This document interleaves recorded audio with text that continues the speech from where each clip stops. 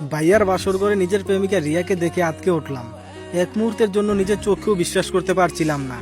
মনকে সান্ত্বনা দিয়ে বললাম, দূর, সে তো আমায় অনেক ভালোবাসে, এমনটা করতেই পারে না। তারপর আবার ভালো করে তাকালাম, দেখলাম হ্যাঁ, এটা রিয়াই। বাড়ির সকলে আমার দিকে ভয়ার্থ দৃষ্টিতে তাকিয়ে আছে। রাগে আমার শরীর থরথর করে কাঁপছে।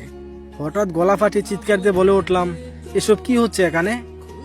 আমার চিৎকার শুনে বিছানায় বসে থাকা আমার প্রেমিকা ভয়ে কেঁপে ওঠে। কেউ কিছু বলার সাহসই পাচ্ছে না। আমি সোজা ভাইয়ের কাছে গিয়ে তার কলার চেপে ধরলাম। এসব কি দেখছি আমি? তৎক্ষণাৎ সবাই এসে ভাইয়াকে আমার থেকে সরিয়ে নিল। আমি আবারও চিৎকার করে বলতে লাগলাম, তোমরা জানতো না রিয়াকে আমি ভালোবাসি? ও আমার গার্লফ্রেন্ড ছিল, তারপর ওই কাজটা তোমরা কিভাবে করতে পারলে? কারণ আমি তোমাকে ভালোবাসিনি।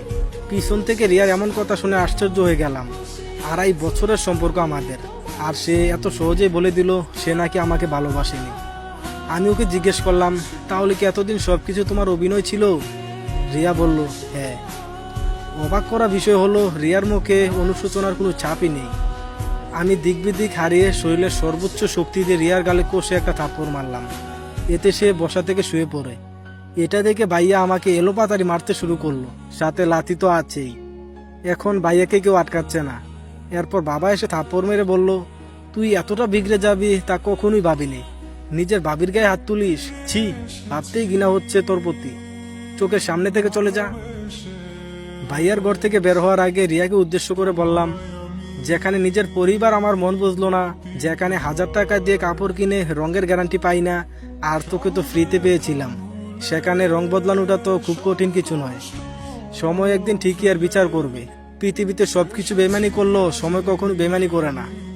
তারপর এক মুহূর্ত দেরি না করে নিজের রুমে চলে আসলাম।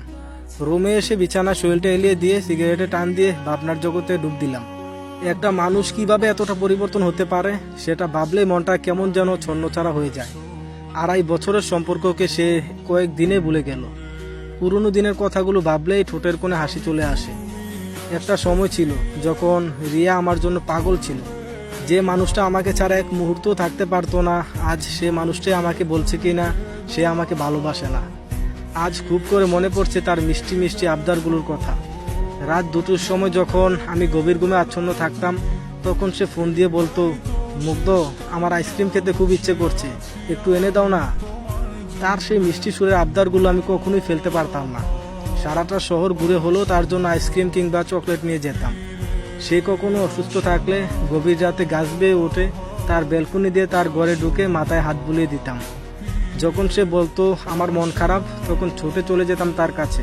তাকে হারানোর ভয় যখন আমাকে এতটাই ভাবাতো, তখন সে আমাকে বলতো, তুমি একদম চিন্তা করো না, আমি তোমাকে ছাড়া কোথাও যাব না। আমি সারা জীবন তোমার বুকে মাথা রেখে ঘুমাতে চাই। আর আজ সেই মেয়েটাই কিনা আমার বড় ভাইয়ের বুকে মাথা রেখে ঘুমাবে। নিয়তির কি বিচিত্র খেলা। চাকরির ইন্টারভিউ দিতে কিছুদিনের জন্য ঢাকায় গিয়েছিলাম। সেখানে থাকতে হয়েছে কিছুদিন। এই কয়েকদিনে ঠিকমতো কথা বলা হয়নি রিয়ার সাথে। আর এতটুকু সময়ে সে নিজেকে এতটা পরিবর্তন করতে গেল, মজে গেল আমার ভাইয়ার মোহে। আর মজবেই বা না কেন, কত বড় অফিসার সে, মাস শেষে লাখ টাকা উপার্জন করে। আর আমি তো সামান্য একটা বেকার ছেলে। ঢাকা থাকা অবস্থায় শুনেছি ভাইয়ার বিয়ে। ভেবেছিলাম তারা হয়তো আমার আসা পর্যন্ত অপেক্ষা করবে, তারপর বিয়ে হবে। কিন্তু আমার পরিবারের কাছে আমি এতটাই অবহেলার পাত্র ছিলাম যে তারা আমার অনুপস্থিতিতে ভাইয়ার বিয়ে করিয়ে ফেলে। তারা ভাবতো আমি থাকলে যদি কোনো সমস্যা বাঁধিয়ে ফেলি। ভাইয়া জানতো না যে আমি রিয়াকে ভালোবাসতাম, কিন্তু মা বাবা তো জানতেন। হঠাৎ হাতে গরম কিছু ছোঁয়া টের পেয়ে হাতের দিকে তাকালাম। সিগারেটটা পুরো শেষ হয়ে গেছে। ঘর থেকে বেরিয়ে ছাদে গেলাম, সেখানে আরও একটা সিগারেট ধরালাম। মনের সুখে সিগারেট টানতে লাগলাম।